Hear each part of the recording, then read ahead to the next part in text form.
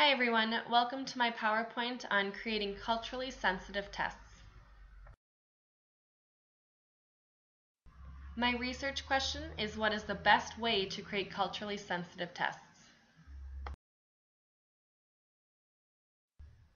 I chose this topic for a variety of reasons.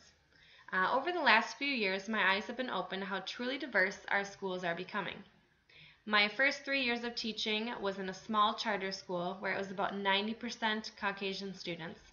And after that, I moved to an incredibly large and diverse school district in which there are more than 50 languages spoken by our students. The amount of diversity that is within our schools is wonderful, but it can also present difficulties when it comes to obtaining reliable data through assessments.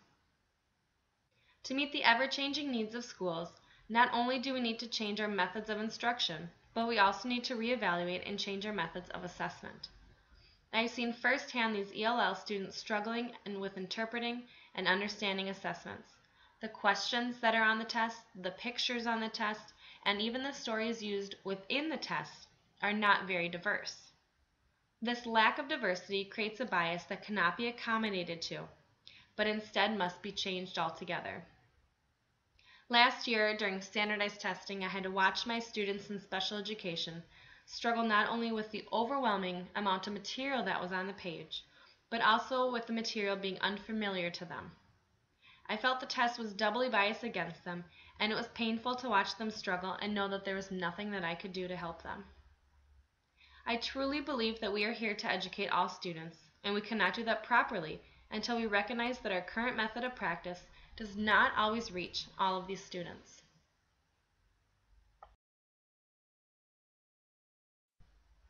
Here's a few points of interest that I found while doing my research.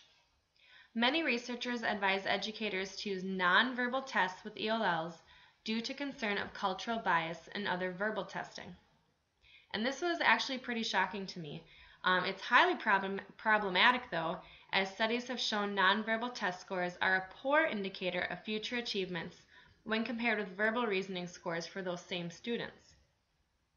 So if students are given only the nonverbal tests, receive the lower scores on those tests, and are put into lower functioning groups based on those test scores, we are doing a great disservice to those children. Another point of interest that I found is that testing bias is not limited to test content, but the methods used during assessments are also under question. For example, asking students to point and label may not be a language skill they utilize frequently in their culture. If this skill is a main component of the assessment though, especially in those nonverbal tests, naturally the child would receive a lower score than they should have because of the cultural bias within the test.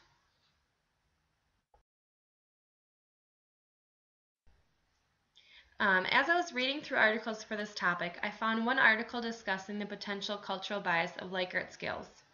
And this one was really interesting to me, and it immediately caught my attention because Likert scales were part of a reading just a few weeks ago.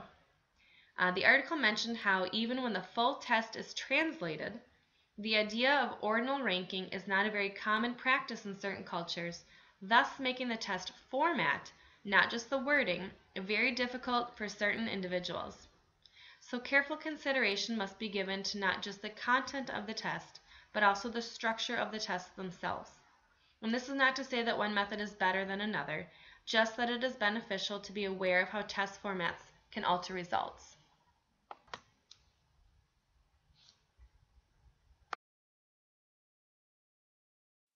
And a few more points of interest. As I mentioned in one of the first few slides, the number of languages spoken in our schools today is ever increasing. In fact, there are over 400 languages spoken throughout the United States today, and those numbers are only going to keep increasing. It should be obvious that using the same assessments with all of these students would not be practical, but it also poses the question of what is the best method to use when our classrooms are so diverse. In addition, we need to be investigating how to create bias-free interpretation of the test results. There are multiple articles floating around in newspapers that compare the scores from various countries, but the background information about the educational system within those countries is not always mentioned in the article, thus creating a biased interpretation of results. People are only seeing one piece of the puzzle. Lastly, a few methods that I have read about for aiding in reducing the cultural bias in tests are the test sensitivity review process and the differential item analysis. I have read more about the differential item analysis, and I feel more comfortable with that one at this point. So that's what I'm going to be focusing on in the next couple slides.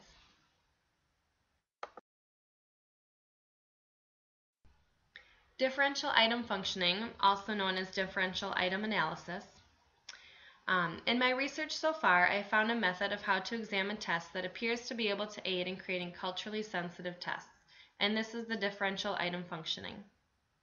According to an article by Potenza and Dorans, differential item functioning, or DIF, refers to, and I quote, a psychometric difference in the way a test item functions for two groups, end quote.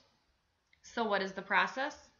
From what I understand so far, DIF works as follows. The two groups to be compared are created based on matched ability levels to best reduce chances that answers would vary from any other reason other than the bias being researched. Once evenly matched, groups are determined, tests are given, and the results are analyzed.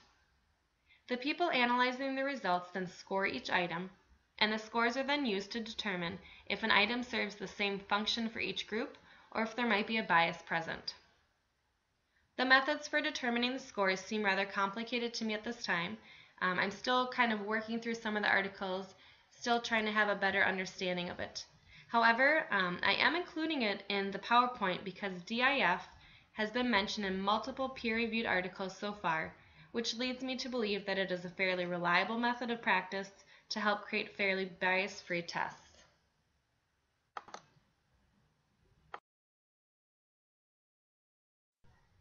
Why is DIF relevant to creating culturally sensitive tests? It's relevant for a few reasons. When a DIF is conducted, the results will go two ways. One, the test items demonstrate a shared meaning for both groups and are therefore as free of bias as possible. Or two, the test items have vastly different scores and the question, distractors, or answer itself needs to be reviewed for bias. Conducting DIF for each test items will aid in allowing for high degrees of validity to occur in test content, response processes, and relationship performance to other measures. So in conclusion, my research so far has revealed to me that creating culturally sensitive tests is anything but simple. The multiple processes and data collection methods take a lot of time and trained people, but the efforts are well worth it. This is not a process that will be or should be completed overnight, but it should be a topic that is at the forefront of every educator's mind so that we are ever vigilant about finding the best ways to assess the knowledge of every student.